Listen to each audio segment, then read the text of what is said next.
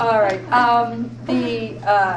It was a very interesting discussion, and you know, back to Alan's remarks, that there had been a great deal of work in the presentations, and there were some very complex issues that came forward this year, and this certainly was one. I am delighted that we were able to secure at least this first part of the journey in securing funding to develop some architectural plans and specs so that we could actually go out to bid.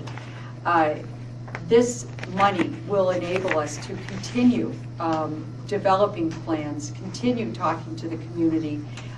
It also includes some further exploration of a site plan. There aren't an infinite amount of sites that are available to provide these services and to provide these facilities.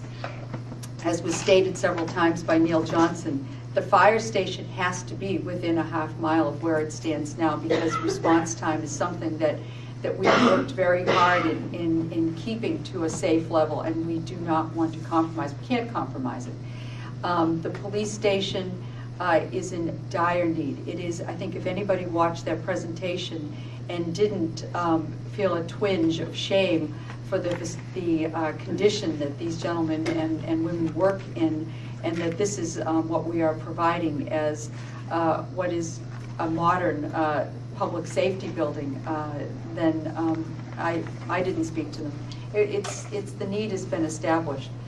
I think we have some work to do on citing it. I think we need to hear what the town meeting had to say as far as combining the facilities, explore that, but hopefully, and just as Alan said, to take a moment, just as a teaching moment, it's a three-part process for the capital exclusions and the debt exclusions. The first part was town meeting, where we secured a vote to move those forward. The next part is the selectmen need to vote, which I have every confidence that we will do, to place these before the town. The third piece is at the ballot where the town speaks. So if indeed those three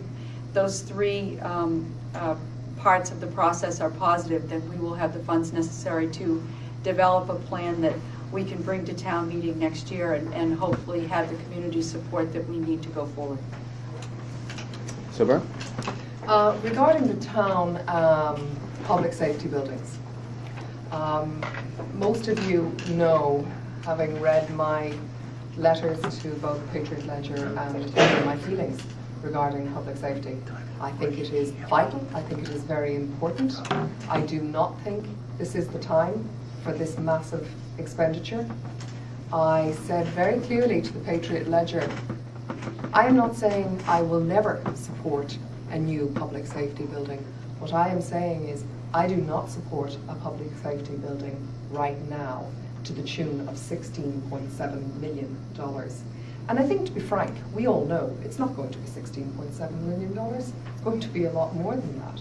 And this is going to cost us a lot more money on our taxes. And you may laugh, but this is no laughing matter. This is a very serious, serious commitment to the people of Duxbury. It is not one to be taken lightheartedly. And I really would encourage you to think very seriously, because I would quite honestly say, and say again, we're facing major recession. We're not an isolated community living in a small paradise, although it feels like paradise, and it is nice to live in paradise. We're part of a global economy that is in major strife right now, and we will feel it. And especially coming from a banking background, I'm sure you do agree, we're in some pretty serious hot water in our financial markets. So coming back to answer the question, no, I don't support a public safety building at this time. I'm not saying I won't support it in the future. I have been to the police station. I do understand the conditions they're working under. I would, in fact, be very happy to do some major upgrade work there. I do not believe the fire station needs an upgrade at this time. And coming back to the baseline question of whether I feel we should put both into one building, I don't. I feel they should be separate buildings. I believe for the safety of the people of Duxbury, they should be in separate locations. Ms. Sullivan, did you want to readdress any of those points? To say that I take this lightly, as I would respectfully disagree. I do not take it lightly. I question the ability of determining what the project will cost before we have done the architectural study, and to presume that it would be even more than the numbers that were given. That's the point of hiring these folks, is to get those numbers and to bring it into budget and to bid it so that we know before we commence the building. This is a project that has been on the agenda and in the plan for many years. As you say, understanding what is available and in banking and the recession. One of the interesting benefits, if you will, is the ability of us to borrow money at a much reduced rate. This is not a problem that is going to go away. This is a need that has been present for a while. It is not going to resolve itself. We need to go forward and address these needs in a reasonable period of time and get the job done. And we do have a unique opportunity right now as we go out to bond these issues to do it at a very attractive rate and keep the costs available. Also, because of the situation in the economy of the area, we are able to go out and bid these and have some very aggressive bidding. When times are better and there is a lot of commercial construction going on, there really is not the ability to get some aggressive bids. When we recently went out for a bid, we had 12 respondents, whereas typically we will get 2 or 3. And it gives us a nice competitive advantage to come and get good pricing for a project that, as I say, will not go away and is necessary to provide the services to the town. Okay, thank you.